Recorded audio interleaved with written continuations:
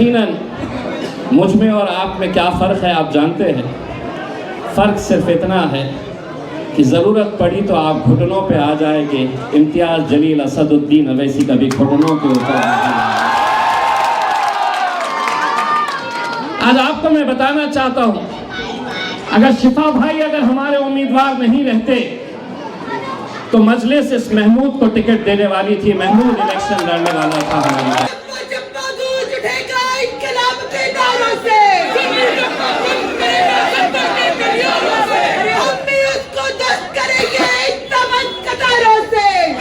कहीं ना कहीं आपको भी ये डर सता रहा है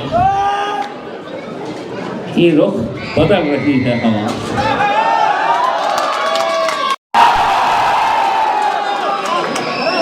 उन्होंने किसी ने उनसे कहा, किसी ने उनसे कहा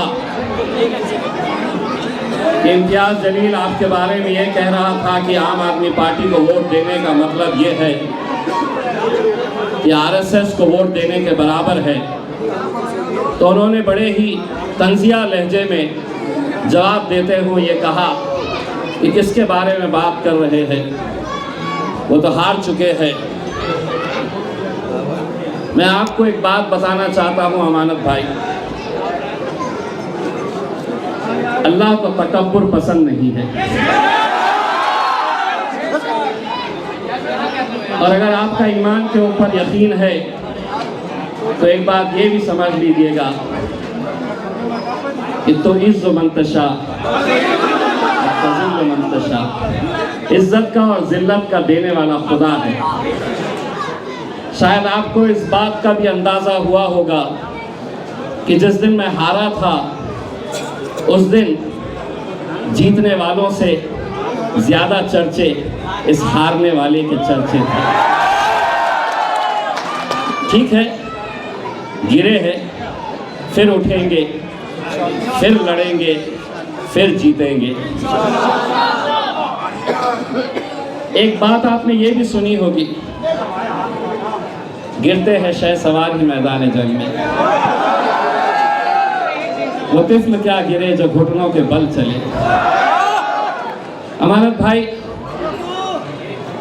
यकीनन मुझ में और आप में क्या फ़र्क है आप जानते हैं। फ़र्क सिर्फ इतना है कि ज़रूरत पड़ी तो आप घुटनों पे आ जाएंगे।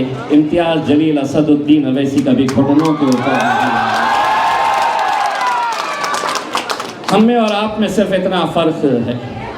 यकीनन अमानत भाई, इस इलाके के लोगों ने आपको वोट दिया, आप जीत कर आए, यकीनन आप जीते हैं और हम आप इसकी भी मुबारकबाद आपको देते हैं। लेकिन ये जो इलेक्शन है, थोड़ा नीचे कर लीजिएगा, थोड़ा नीचे कर लीजिएगा।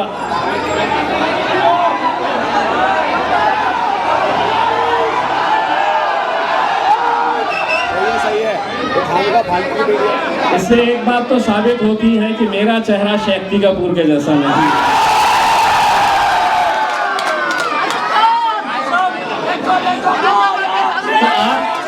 आप जीते, लेकिन ये इलेक्शन आपकी, कल एक मैं तकरीर सुन रहा था जिसके अंदर आपने अपने बारे में बताया और मेरे क़ायद बैरिस्टर असदुद्दीन अवैसी साहब के बारे में जिस लहजे का आपने इस्तेमाल किया।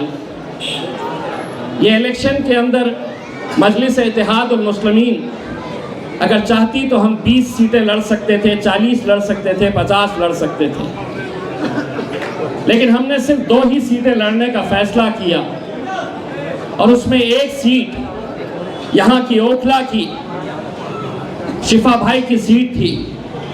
अमानत भाई, मैं दिल्ली का जिम्मेदार हूँ, असद भाई इतना यकीन रखते हैं। मैं आपको आज एक बात पूरी ईमानदारी के साथ कहना चाहता हूँ। शिफा भाई को मैंने कभी देखा नहीं हूँ, मैं कभी उनसे बात नहीं किया, ना कभी मेरी गुफ्तगू हुई, ना मैंने उनके साथ फ़ोन के ऊपर बात किया।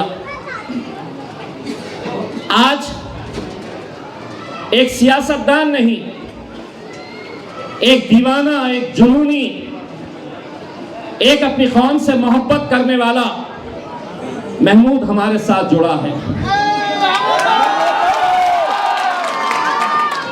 आज आपको मैं बताना चाहता हूं, अगर शिफा भाई अगर हमारे उम्मीदवार नहीं रहते तो मजलिस इस महमूद को टिकट देने वाली थी। महमूद इलेक्शन लड़ने वाला था हमारे पास। पूरी दिल्ली की यूनिट, शोएब भाई हो, हमारे भूरे भाई हो, पूरे लोगों ने मुझे मनवाया था।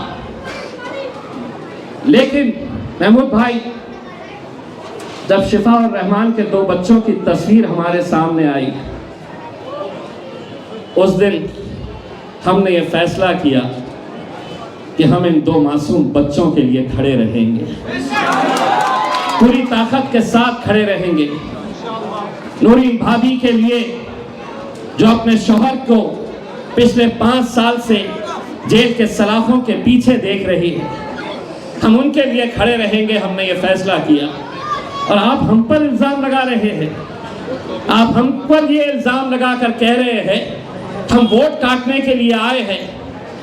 तो अमानत भाई, एक बात ये भी आप अच्छी तरह से सुन ले, अगर आप आम आदमी पार्टी के अंदर रहते या किसी और पार्टी के अंदर रहते और बिना वजह आपके ऊपर यूएपीए लगाया गया होता तो यकीन मानिए हम पार्टी को दरकिनार करते, आपके खिलाफ भी उम्मीदवार हम खड़ा नहीं करते।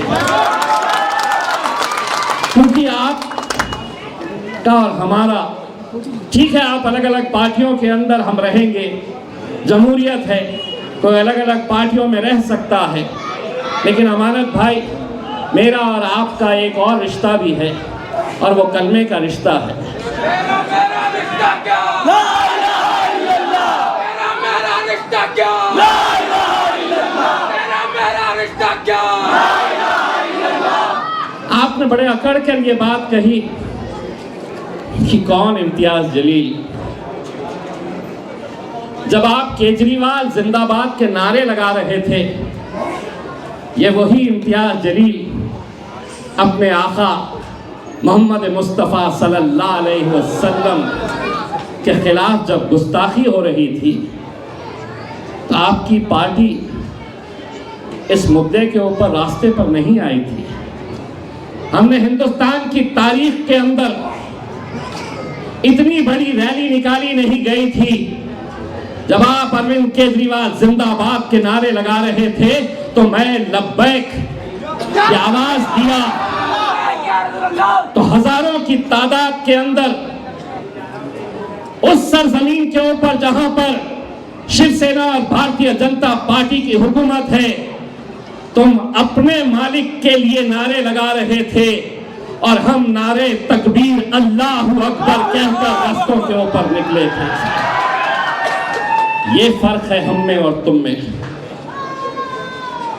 ये जो हवा चल रही है ना कहीं आपको भी महसूस हो रहा है।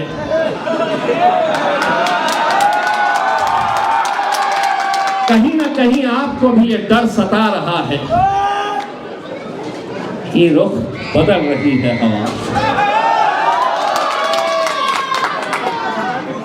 देखिए, मेरी एक बहन है जो कांग्रेस पार्टी की उम्मीदवार है, उनका भी एक बयान सुना कि शिफा भाई मेरे भाई जैसे हैं, नूरीन भाभी से मेरे बहुत अच्छे रिश्ते हैं, लेकिन एमआईएम जो आई है वो वोट काटने के लिए मेरी बहन, भाई बहन के रिश्ते को अगर सही मानों में आप समझती है तो जिस तरह महमूद हमारे साथ आया है, आप भी ऐलान कर दीजिएगा, आप भी ऐलान कर दीजिएगा। इलेक्शन आएंगे, इलेक्शन जाएंगे, कोई हारेगा कोई जीतेगा, लेकिन बहन हिंदुस्तान के अंदर मिसाल कायम कर दीजिएगा कि एक बहन अपने भाई के लिए कुर्सी को ठोकर मार सकती है करके। आ जाइए, मैं आपको भी दावत दे रहा हूं।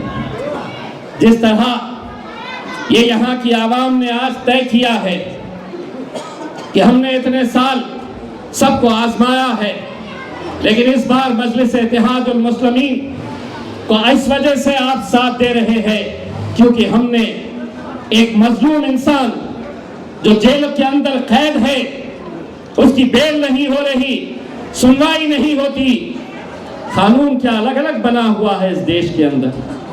हम ये सवाल नरेंद्र मोदी से पूछना चाहते हैं, अमित शाह से पूछना चाहते हैं, कितने साल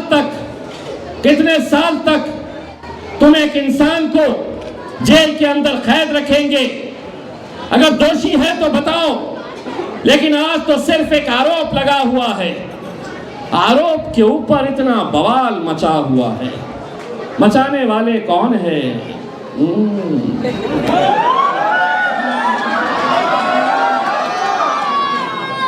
बड़ा जहां असद साहब जा रहे हैं, आपने एक दंगाई को टिकट दे दिया, दंगा करने वाले को टिकट दे दिया, दंगे के आरोपी को टिकट दे दिया। तो एक बात सुनो, और नरेंद्र मोदी अमित शाह को भी सुनाओ ये बात। बहुत बढ़िया। अगर मेरा भाई शिफा, अगर दंगाई तुम उसे बता रहे हो, तो जिस पार्लियामेंट के अंदर इम्तियाज जलील को बैरिस्टर असदुद्दीन अवैसी साहब के बाजू बैठने का शर्फ हासिल हुआ था, उसी पार्लियामेंट के अंदर हमने दहशत गर्दों को भी बैठे हुए देखा है। दहशत गर्दों को हमने देखा है, लेकिन उनके लिए कानून अलग, हमारे लिए कानून अलग। लेकिन हम बोलेंगे, हम लड़ेंगे, और ये इलेक्शन ओखला की आवाम का इलेक्शन है मेरे भाई। अगर मैं ये कह रहा हूं कि उम्मीदवार यहां पर आपके बीच में नहीं है, इंशाअल्लाह दुआ करिएगा कि उन्हें बेल के ऊपर, पैरोल के ऊपर अदालत रिहा कर दे।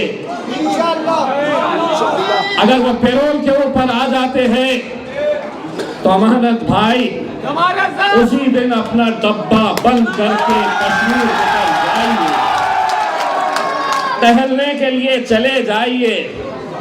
वैसे भी बहुत बना लिए है, सुना आपने। रखने के लिए जगह तो नहीं होंगी तो थोड़ा खर्च करके आ जाइए। लेकिन मेरे भाई, ये इलेक्शन आप लोगों को लड़ना है, भूल जाना है। अगले कुछ दिनों तक हर शख्स अपना नाम यहां पर, हर शख्स का नाम यहां पर क्या होगा? मैं हूं शिफा रहमान। आपको अपना नाम तब्दील करके ये समझकर इलेक्शन लड़ना है कि मैं इलेक्शन लड़ रहा हूं। और यकीन मानिए, ये लोगों को बड़ा शौक आता है, बड़ा शौक होता है कि पकड़ो इन्हें, डालो जेल में, पकड़ो इन्हें, डालो जेल में। इंतजार करते रहते हैं कि कब आएगा, किसको हम लपेटेंगे, किसको डालेंगे। ये तो वैसे भी इंतजार करते रहते हैं कि कब हमारे मुंह से कुछ निकले, अगले दिन दनादन चलाए ब्रेकिंग न्यूज, ब्रेकिंग न्यूज। अब एक बात सुनो, इनके साथ ऐसा रिश्ता हो गया है हमारा, हम इशारों में बात करते हैं और ये समझ जाते हैं हम क्या बोल रहे हैं। एक सभा के अंदर हमने इशारों के अंदर सिर्फ इनको परेशान करने के लिए बोल दिया कि देखो तुमको क्या करना है, चीपो चीपो चीपो। पूरी रात भर वहां की पुलिस और मीडिया वाले रिवाइंड कर करके देख रहे, चीपों का मतलब क्या है, चीपों का मतलब क्या है। असद भाई बोले, मियां तुमने अपने तकरीर में क्या बोल डाले, सब लोग परेशान हो रहे हैं ना। चीपा चीपा क्या है? बोला कुछ भी नहीं है, इनको परेशान कर रहा था सांस से। पुलिस ढूंढ रही कि ये ची का मतलब क्या है, पौ का मतलब क्या है। कुछ नहीं है, खेलते रहो। हमको इशारों में जो भी बोलना है, क्योंकि हम अब आधा बोलते हैं, आधा ये बोलते हैं इसमें। जैसा हमने शुरुआत के अंदर बोले, अगर इम्तियाज जलील को इन्हें डालना है तो ये बोल सकते हैं कि उसने है तो अमित शाह को और नरेंद्र मोदी को बोला कि ये मुल्क तुम्हारे, अब ये बोलेंगे कैसा डालते, मैं तो आधा ही बोला ये मुल्क तुम्हारे, ये मुल्क तुम्हारे। अब क्या मिलता, इसको बोलते बाबा जी का कुछ नहीं होता। हम बहुत होशियार हो चुके हैं। इंशाअल्लाह मैं आप लोगों से ये दरख्वास्त कर रहा हूँ, एक एक घर जाइए, जो अपने नहीं है उन्हें मनाइए, जो हमसे दूर है उन्हें समझाइए और ये बताइए ये इलेक्शन उन दो छोटे मासूम बच्चों के लिए है, हमारी भाभी के लिए है। और इसी तरह से हमने जो ताहिर हुसैन साहब को वहाँ पर दिया है उनको कामयाब करिए। हिंदुस्तान का मुसलमान आज टुकटुकी लगाए हुए इस ओखला की कॉन्स्टिट्यूएंसी के ऊपर नजर गाड़े हुए है। वो देखना चाहता है कि वाकई में इंसान यहाँ पर रहते हैं या उनका जमीर मर चुका है। आपको 5 तारीख के दिन ये साबित करना है कि यहाँ इंसान रहते हैं और उनका जमीर जिंदा है। नारे तकबीर, नारे तकबीर, नारे तकबीर। इंशाअल्लाह 2 दिन के बाद शेर फिर आएगा यहाँ पर।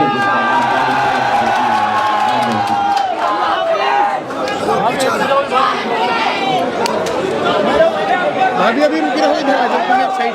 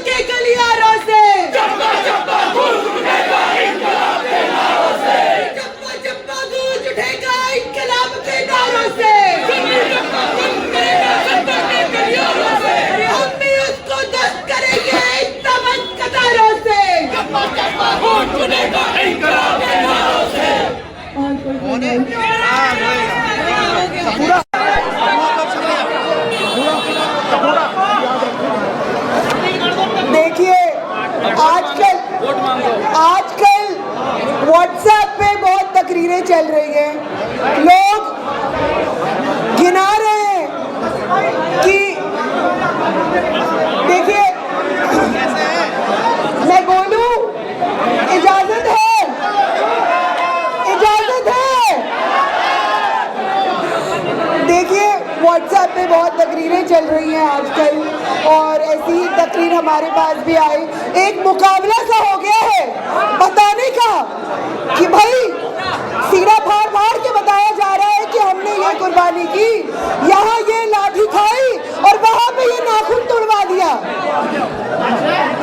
मैं और बहुत सारे लोग ये खौफ पैदा करना चाहते हैं कि बीजेपी जीत जाएगी, बीजेपी जीत जाएगी। मैं आप लोगों से आज यहाँ पे ये कहना चाहती हूँ कि कब तक हम लोग इस डर की राजनीति को सराहते रहेंगे, कब तक डर की बुनियाद पे हम अपना कीमती वोट जो है वो ऐसे लोगों को देते रहेंगे जो हमें पता है कि कभी भी हमारे लिए बोलेंगे नहीं। नौरीन भाभी आ रही है। भाई हमारे आदमी सब मंच पे से हट जाए, हमारे सभी आदमी मेहमानों को जगह दे, सभी मंच पे से हट जाए, सभी भाई। मैं नाम नहीं लूंगा किसी का भी, लेकिन नौरीन भाभी आ चुकी है। नौरीन भाभी, नौरीन भाभी